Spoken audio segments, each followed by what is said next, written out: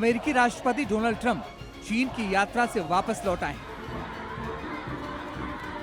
कहने को तो बीजिंग में ट्रंप का स्वागत बेहद शानदार और दोस्ताना माहौल में हुआ, जिसका ट्रंप ने खूब लुत्फ भी उठाया।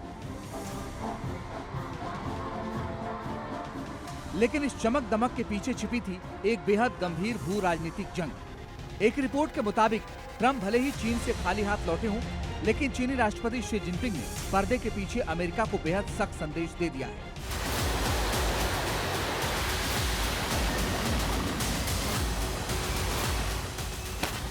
ट्रंप के एक सलाहकार के मुताबिक बातचीत के दौरान शी जिनपिंग का रवैया किसी उभरती हुई शक्ति जैसा नहीं, बल्कि अमेरिका के बराबर की महाशक्ति जैसा था। शी जिनपिंग का सीधा संदेश था, हम आपसे कम नहीं हैं, हम आपके बराबर हैं और ताइवान हमारा है। इसी बातचीत के बाद अब ट्रंप के सलाहकारों को डर सता रहा है कि अगले 5 वर्षों के भीतर ताइवान दुनिया का सबसे बड़ा युद्ध क्षेत्र बन सकता है। दरअसल अमेरिका ने कहा था कि चीन ताइवान पर हमला करता है तो हम उस पर प्रतिबंध लगाएंगे। कुछ घंटे ही बीते, चीन ने अमेरिका को करारा जवाब दिया। We have noted President Trump's remarks. Taiwan is an inalienable part of China's territory. It is never a country, not in the past and never in the future.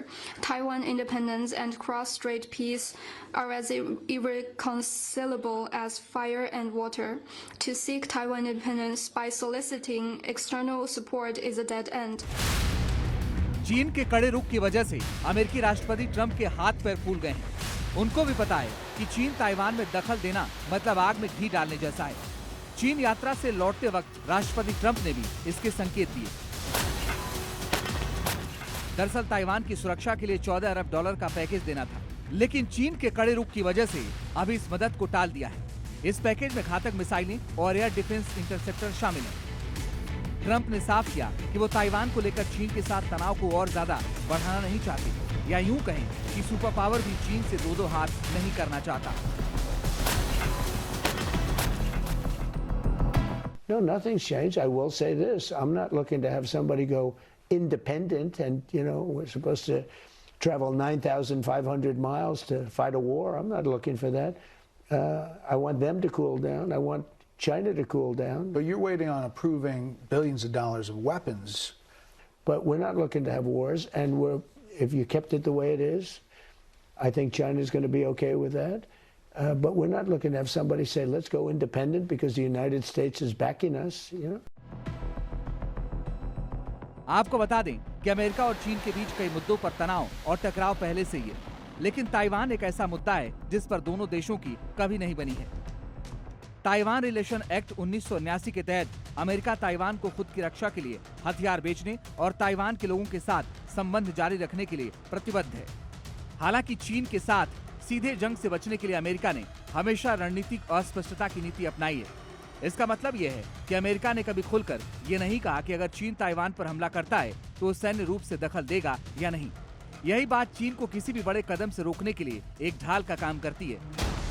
चीन ताइवान को हमेशा से अपना हिस्सा मानता रहा है और उसे डराने के लिए लगातार ताइवान बॉर्डर पर सैन्य अभ्यास करता रहता है।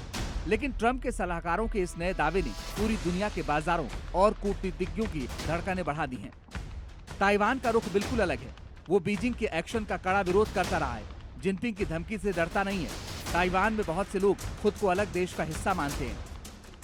We want to emphasize that the Republic of China is a sovereign and independent democratic country. Beijing has no right to make claims over Taiwan. We also thank President Trump for his continued support for security in the Taiwan Strait since his first term. साफ है कि Beijing की table पर भले ही मुस्कुराहटें दिखी हों, लेकिन Taiwan को लेकर बारूद की गंध कम नहीं हुई है। अब देखना ही होगा कि क्या अमेरिका ताइवान को दी जाने वाली करोड़ों डॉलर की सैन्य मदद पर पीछे हटता है या फिर चीन की इस धमकी का कोई नया जवाब तैयार करता है।